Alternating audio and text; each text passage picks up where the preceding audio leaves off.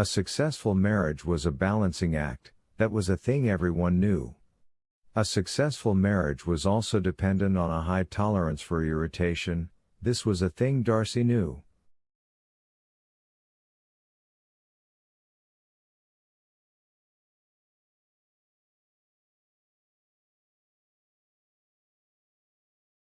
As the Stevie Winwood song said, you had to roll with it, baby. She rolled with it. So did he. In 2004, Donnie went off to college in Pennsylvania. In 2006, Petra went to Colby, just up the road in Waterville.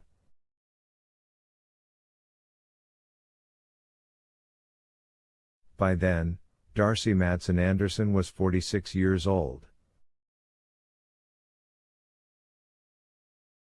Bob was 49, and still doing Cub Scouts with Stan Morin, a construction contractor who lived half a mile down the road.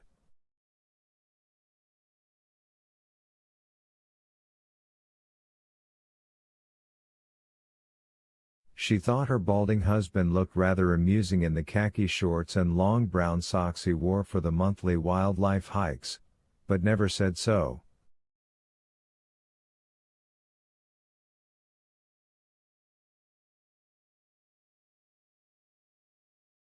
His bald spot had become well entrenched, his glasses had become bifocals, his weight had spun up from 180 into the 220 range.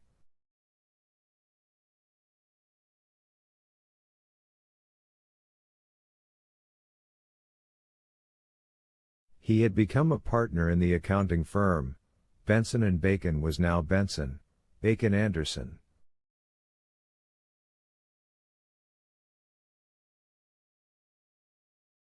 They had traded the starter home in Pownell for a more expensive one in Yarmouth. Her breasts, formerly small and firm and high, her best feature, she'd always thought, she'd never wanted to look like a Hooters waitress, were now larger, not so firm, and of course they dropped down when she took off her bra at night. What else could you expect when you were closing in on the half-century mark? But every so often Bob would still come up behind her and cup them.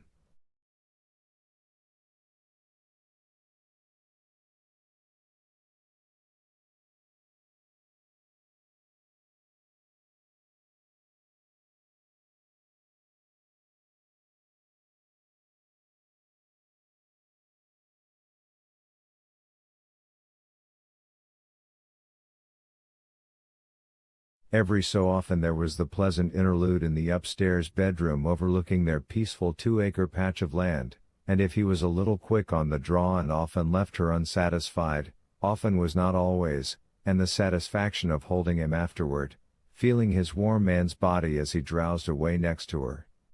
That satisfaction never failed. It was, she supposed, the satisfaction of knowing they were still together when so many others were not.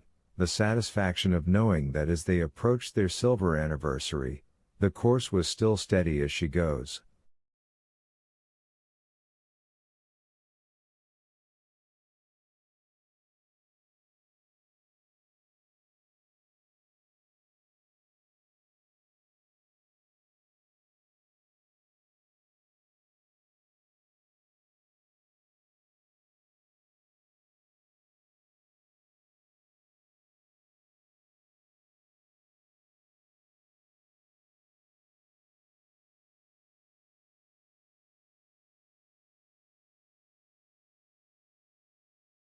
In 2009, 25 years down the road from their I-dos in a small Baptist church that no longer existed, there was now a parking lot where it had stood.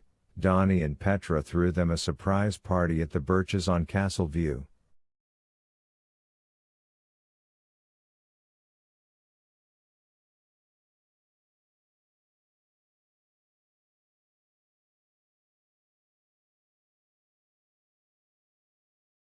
There were over 50 guests, champagne, the good stuff, steak tips, a 4-tier cake.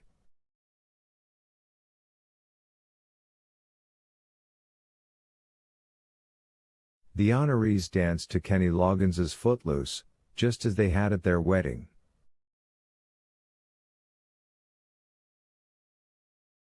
The guests applauded Bob's breakaway move, one she had forgotten until she saw it again, and its still airy execution gave her a pang.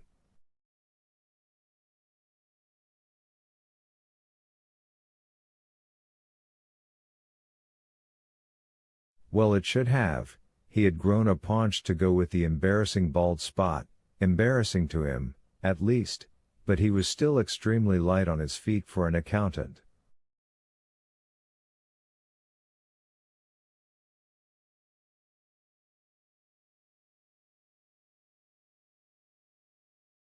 But all of that was just history, the stuff of obituaries, and they were still too young to be thinking of those.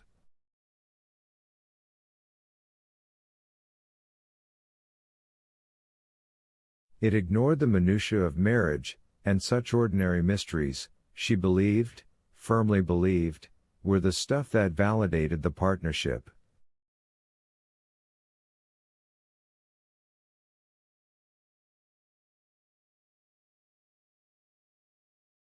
The time she had eaten bad shrimp and vomited all night long, sitting on the edge of the bed with her sweaty hair clinging to the nape of her neck and tears rolling down her flushed cheeks, and Bob sitting beside her, patiently holding the basin and then taking it to the bathroom, where he emptied and rinsed it after each ejection, so the smell of it wouldn't make her even sicker, he said.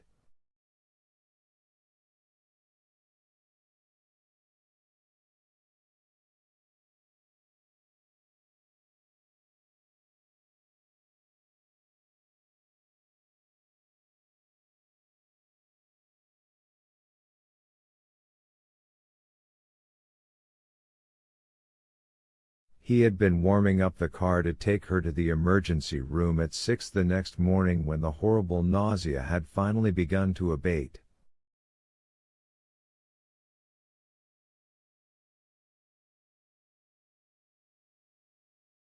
He had called in sick at VA, he'd also cancelled a trip to White River so he could sit with her in case the sickness came back.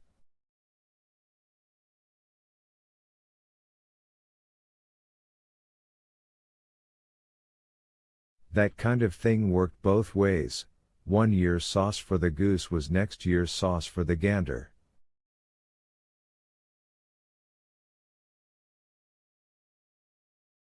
She had sat with him in the waiting room at St. Stephen's, back in 94 or 95, this had been, waiting for the biopsy results after he had discovered, in the shower, a suspicious lump in his left armpit.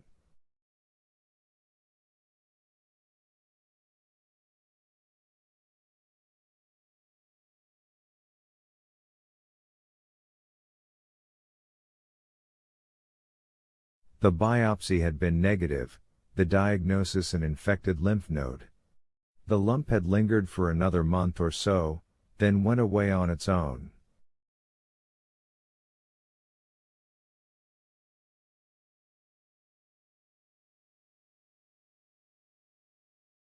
The sight of a crossword book on his knees glimpsed through the half-open bathroom door as he sat on the commode.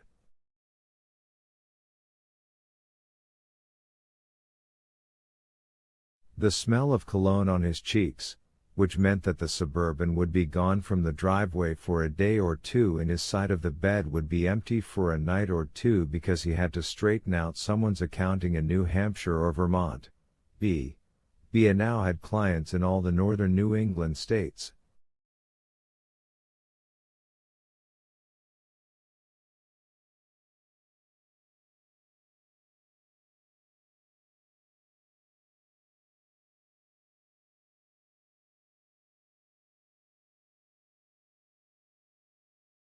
Sometimes the smell meant a trip to look at someone's coin collection at an estate sale, because not all the numismatic buying and selling that went with their side business could be accomplished by computer. They both understood that.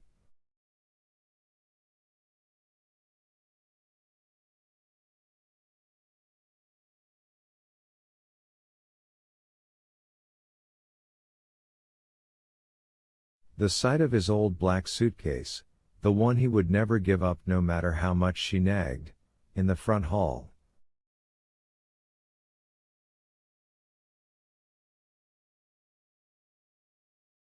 His slippers at the end of the bed, one always tucked into the other. The glass of water on his end table, with the orange vitamin pill next to it, on that month's issue of coin currency collecting.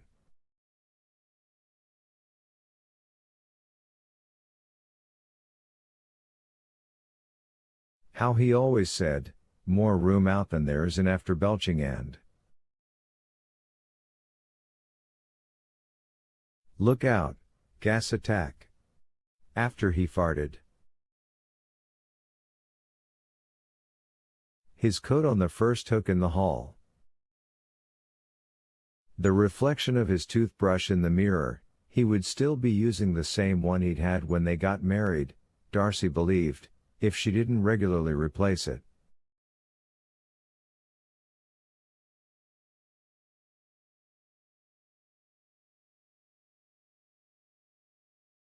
The way he dabbed his lips with his napkin after every second or third bite of food.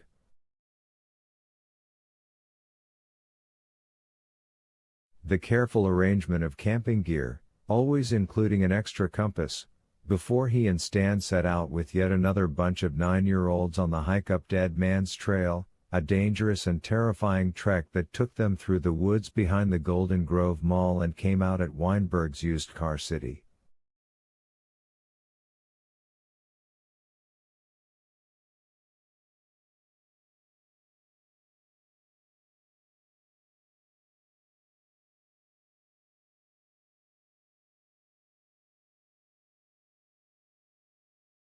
The look of his nails, always short and clean. The taste of dentine on his breath when they kissed. These things and 10,000 others comprised the secret history of the marriage. She knew he must have his own history of her. Everything from the cinnamon-flavored chapstick she used on her lips in the winter to the smell of her shampoo when he nuzzled the back of her neck.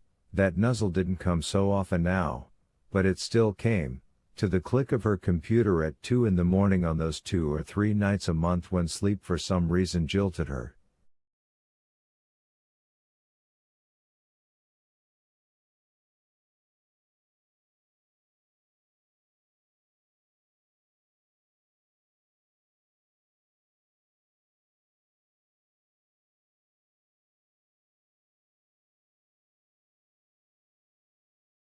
Now it was 27 years, or, she had amused herself figuring this one day using the calculator function on her computer, 9,855 days.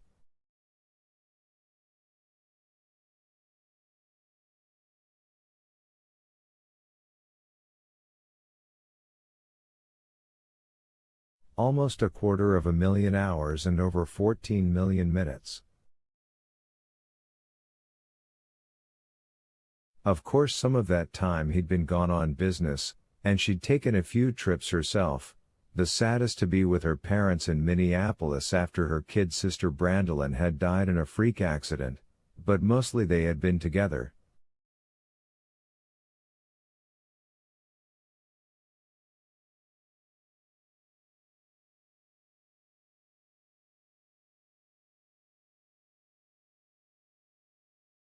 Did she know everything about him?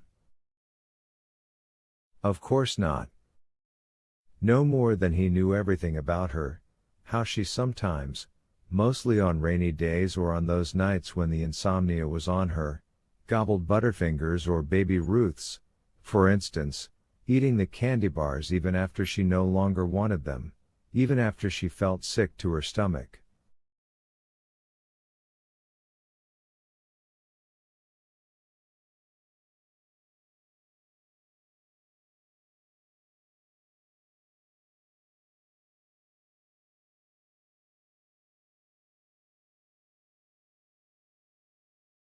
Or how she thought the new mailman was sort of cute. There was no knowing everything, but she felt that after 27 years, they knew all the important things.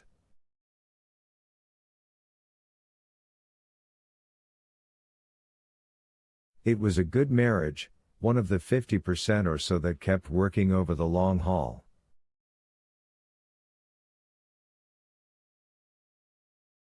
She believed that in the same unquestioning way she believed that gravity would hold her to the earth when she walked down the sidewalk.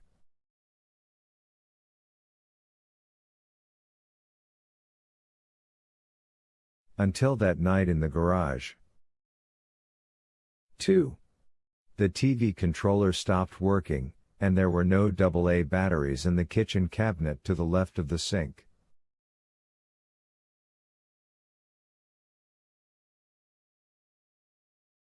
There were D cells and C cells, even an unopened pack of the teeny tiny triple As, but no goddamn frigging double As.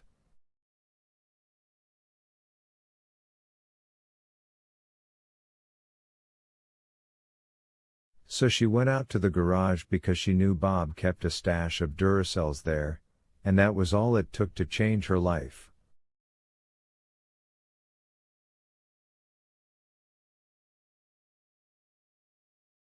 It was as if everyone was in the air, high in the air. One lousy little step in the wrong direction and you were falling.